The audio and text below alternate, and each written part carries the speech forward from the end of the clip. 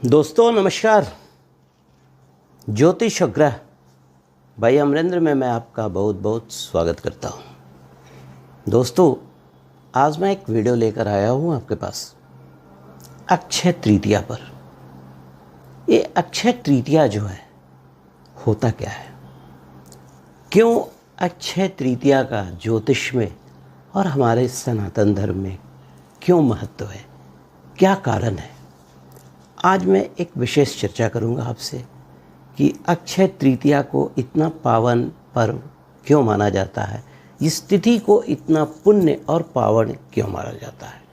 तो आइए इस चर्चा को आगे बढ़ाते हैं। तो दोस्तों जैसा हम लोग जानते हैं कि पूरे वर्ष में 4 तिथि ऐसी होती है जिसका सनातन धर्म में अपने आप में एक काफ़ी महत्व है। सबसे पहले देव उठनी एकादशी जिसे हम लोग बोलते हैं। भगवान विष्णु जो 4 महीना के लिए शयन में जाते हैं, इस दिन भगवान उस शयन से उठते हैं और फिर उनका वास जो होता है मतलब स्वर्गलोक में होता है, विष्णु लोक में होता है और उनकी नींद खुल जाती है। इसीलिए देव उठनी एकादशी की काफ़ी महत्व होता है उस दिन। दूसरा बसंत पंचमी।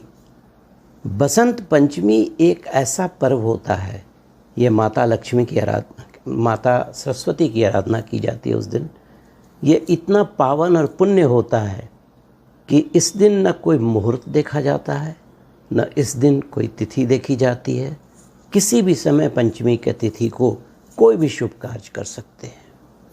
और एक जो तिथि होती है जिसे हम लोग बोलते हैं अक्षय नवमी, ये नवमी की तिथि होती है और ये भी अक्षय।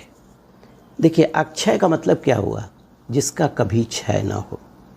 उसी तरह से ये जो अक्षय तृतीया है, प्रत्येक वर्ष वैशाख मास के शुक्ल पक्ष की तृतीया तिथि को मनाया जाता है। कहा जाता है कि अक्षय तृतीया के दिन इसमें भगवान विष्णु का वास होता है और इसके जो देवगुरु होते हैं, ज्योतिष के अनुसार बृहस्पति का भी ये रिप्रेजेंटेशन होता है और दिन होता है। और ये जो तिथि होती है अक्षय तृतीया, ये किसी भी शुभ कार्य के लिए अति शुभ माना जाता है। कहा जाता है कि इस दिन जो भी व्यक्ति भगवान विष्णु और माता लक्ष्मी की पूजा करते हैं, उनके पास सुख समृद्धि किन्हीं चीज़ों की कमी नहीं रहती। और अगर आपकी जन्मपत्री में बृहस्पति का कोई दोष हो तो अक्षय तृतीया के दिन विधि विधान से पूजा करने पर उस बृहस्पति का जो दोष होता है, बृहस्पति जो थोड़े बहुत मतलब आक्रांत हो जाते हैं जन्मपत्री में, उससे निजात मिल जाता है। ठीक है, अब आइए चर्चा करते हैं कि इस दिन सोना चांदी और वाहनों की खरीदारी क्यों कहा जाता है, क्यों करते हैं लोग। देखिए ऐसा विश्वास है कि इस दिन किसी भी तरह की खरीदारी करने से उसमें वृद्धि हो जानी है। सोना खरीदना अति शुभ माना जाता है, क्योंकि सोना जो होता है यो देव गुरु बृहस्पति की धातु मानी जाती है। भगवान विष्णु को भी ये सोना जो है काफ़ी प्रिय होता है। अक्षय तृतीया के दिन भगवान विष्णु और लक्ष्मी की पूजा करने से अगर आपके जन्मपत्री में बृहस्पति का कोई भी दोष हो तो उसका निराकरण हो जाता है। और अक्षय तृतीया के दिन पर्टिकुलरली मेष लगन वाले, मेष राशि वाले, सिंह लगन वाले, सिंह राशि वाले, वृश्चिक लगन और वृश्चिक राशि वाले, धनु लगन और धनु राशि वाले, मीन लगन और मीन राशि वाले के लिए अक्षय तृतीया के दिन किसी भी तरह का शुभ कार्य अति शुभ होता है। क्योंकि इस जन्म या राशि में जन्म लेने वाले के जन्मपत्री में बृहस्पति एक कारक ग्रह हो जाते हैं। ठीक है, अब आइए जैसे मैंने चर्चा की कि इस दिन सोना खरीदिए आप, लेकिन अगर कोई मतलब जिनके पास थोड़ा फिनांस का प्रॉब्लम है, अगर वो सोना नहीं खरीद सकते हैं तब वो क्या खरीदें, क्या करें वो। देखिए, उस दिन आप करें क्या कि आप उसके बदले पीतल की भी खरीदारी कर सकते हैं। स्टील मत खरीदिएगा, पीतल की खरीदारी कर सकते हैं। उसके अलावा अगर आपके घर में जो पुराने गहने होंगे सोना चांदी के, उसको धोकर एक लाल कपड़े में बांधकर, कुमकुम अष्टगंध लाल कपड़ों में बांधकर रख दें और थोड़ा सा पूजा पाठ भी कर दें, तो समझिए आपकी खरीदारी हो गई, भगवान विष्णु की आराधना भी हो गई। अब आइए चर्चा करते हैं कि क्यों अक्षय तृतीया का इतना महत्व है। तो कहा जाता है, शास्त्रों में मान्यता है कि भगवान परशुराम का जन्म इसी दिन हुआ था और हमारे सनातन धर्म के अनुसार 8 चिरंजीवी लोग हैं, जिसमें एक हमारे भगवान परशुराम भी थे। कहा जाता है कि आज भी किसी गुफा में बैठकर वो ध्यान लगाए रहते हैं, जप करते रहते हैं। दूसरा, भगवान विष्णु का जो नर नारायण अवतार और हैग्री अवतार भी अक्षय तृतीया के दिन ही हुआ था, ऐसी मान्यता है हमारे शास्त्रों में। महाभारत का जो लेखन जो महर्षि वेदव्यास और श्री गणेश के द्वारा शुरू किया गया था, ये इसी दिन से शुरुआत हुई, इसीलिए अक्षय तृतीया का इतना महत्व है। अब आइए थोड़ा सा चर्चा करते हैं कि क्या दान करें भगवान विष्णु की कृपा हो जाए। देखिए, इसमें एक मैं बहुत अच्छी चीज़ आपके साथ शेयर करना चाह रहा हूँ। एक मिट्टी का कलश में पंचरत्न डाल देंगे, उसके अलावा थोड़ा सा कोई कॉइन वगैरह डाल देंगे और किसी भी गरीब को या किसी भी मंदिर में जाकर आप दान कर देंगे। उसके अलावा जो विधान है, सत्तू, जौ, चना का दाल, छाता, जूता और भी जो आपकी सामर्थ्य है उसके अनुसार आप दान करें। इस दिन अगर आप सुपारी का दान करते हैं तो भाग्य, धन और समृद्धि की वृद्धि आती है। इस दिन पशु पक्षियों को जल जरूर दान, किसी भी पॉट में रखकर जल को बाहर रख दें पशु पक्षी को पीने के लिए। कुमकुम दान करने से नाम और प्रसिद्धि मिलती है, ऐसा कहा जाता है। ठीक है, अब आइए थोड़ा सा और इसमें चर्चा करता हूँ कि अगर आप, जो मैंने चर्चा की, या ये आम धारणा है कि उस दिन कुछ खरीदारी की जाती है, कुछ और चीज़ें मैं इसमें ऐड करना चाहता हूँ। अगर आप उस दिन खरीदारी करना चाहते हैं तो अपने घर में एक दक्षिणावर्त शंख खरीद करना है। कहा जाता है कि ये दिव्य और माता लक्ष्मी का भाई है।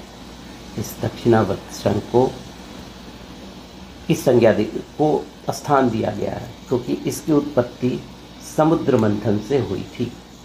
आप इस दिन क्रिस्टल या स्फटिक का बना हुआ कछुआ भी खरीद सकते हैं, इससे आरोग्य की प्राप्ति होती है। अगर आपके घर में हमेशा कोई बीमार रहता है तो आप क्रिस्टल या स्फटिक का कछुआ उनके बिस्तर के नीचे रखिए, अगर आपके घर में कोई भी बीमार रहता है तो क्रिस्टल या स्फटिक का कछुआ उनके दाएं जो पलंग होंगे के पास रख दीजिए। लेकिन क्रिस्टल में या कछुआ जो होगा उसका मुख जो होगा पूरब की तरफ और टेल जो होगा वो पश्चिम की तरफ हो। कारण क्या होता है ना, बहुत बार लोग ऐसे ही जाके रख देते हैं, ऐसे नहीं, मुख हमेशा पूरब की तरफ रखिए। उसके अलावा अगर आपको लगता है तो आप एक एकाक्षी नारियल भी लाइए। एकाक्षी नारियल भी माता लक्ष्मी की कृपा होती है और माता लक्ष्मी का स्वरूप माना जाता है। उसके अलावा जो कौड़ियाँ होती हैं छोटी छोटी, आप कौड़ियाँ खरीद कर भी अपने घर रख सकते हैं। हाँ, एक चीज़ और मैं आपसे शेयर करना चाहूँगा कि अगर आपको लगता है कि ये सारी चीज़ें घर में हैं तो आपको कुछ नहीं करना है। आप सब चीज़ों को एक बार फिर से धो लें या साफ़ कर लें, फिर से उनकी पूजा करके एक लाल कपड़े में बांध कर रख देंगे। ठीक है, अब आइए अक्षय तृतीया के दिन कौन से मंत्रों का उच्चारण करें कि सौभाग्य की प्राप्ति हो। देखिए, उस दिन आप स्फटिक के माला से आप लक्ष्मी और नारायण का एक बहुत जागृत मंत्र है, आप उसका जाप कर सकते हैं। ये मंत्र है ओम ह्रीं श्रीं लक्ष्मी वासुदेवाय नमः। मैं फिर से बोल देता हूँ, ओम ह्रीं श्रीं लक्ष्मी वासुदेवाय नमः। दूसरा, अगर आपके लाइफ में पति पत्नी में किसी भी तरह का कोई प्रॉब्लम आ रहा है तो कुछ नहीं, कहा जाता है ना,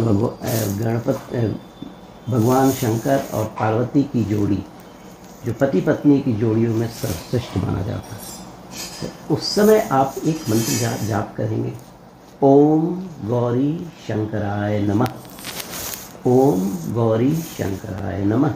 और इस मंत्र का जाप करने के पहले कुमकुम या सिंदूर वहाँ पे जरूर रख देंगे और उस सिंदूर को चढ़ाकर वापस घर ले आएंगे। जो विवाहित स्त्रियाँ हैं उस सिंदूर को हमेशा उपयोग में। उसके अलावा कभी कभी क्या होता है, बहुत से घरों में आप देखते होंगे अनप्रेडिक्टिव, मतलब आप उसको प्रेडिक्ट नहीं कर सकते हैं, अनडायग्नोस बहुत सारे प्रॉब्लम्स आते रहते हैं, जिसको हम लोग अज्ञात बाधा बोलते हैं। तो कुछ लोग उसको टर्म करेगा कि ये पितृदोष है, कुछ लोग कहेगा भूत प्रेत है, कोई नेगेटिव एनर्जी है। तो आप कुछ नहीं कीजिए, आप 2 छोटा मिट्टी का घड़ा ले आइए। एक घड़े में छोटा ही लीजिएगा, जरूरी नहीं कि इतना बड़ा ले लिया जाए। उस घड़े में एक में शुद्ध जल डाल दो आप, दूसरे में काला तिल डाल दो 100 से 200 ग्राम, और एक कॉइन डाल दो। और अपने शरीर से नापकर, परिवार के जितने भी लोग हैं अपने शरीर से सबसे पहले काला, उसके बाद लाल और उसके बाद उजला धागा से पूरे शरीर की लंबाई नापकर उसको काला तिल वाले जो घड़ा होगा उसमें डाल दें। अब किसी भी नदी में जाके प्रवाहित कर दें। आपका अक्षय तृतीया पूरे 1 साल अक्षय हो जाएगा, हर तरह की समृद्धि आने लगेगी। और अगर आपको मौका मिलता है तो गीता का 18वां अध्याय निश्चित पढ़ेंगे, भगवान विष्णु की अक्षुण्ण कृपा रहेगी। तो दोस्तों, ज्योतिष उपग्रह बाय अमरेंद्र में एक छोटी विवेचना मैंने आपसे की है, अक्षय तृतीया का क्या महत्व है हमारे ज़िंदगी में। अगर आपको मेरा वीडियो पसंद आया है तो वीडियो को लाइक कीजिएगा, सब्सक्राइब कीजिएगा और बेल आइकॉन दबाना मत भूलिएगा, कि सो दैट कि कोई नया वीडियो आए तो मैं आपको फिर से इन्फॉर्मेशन आपको मिल जाए और मेरा नया वीडियो आप देख सकें।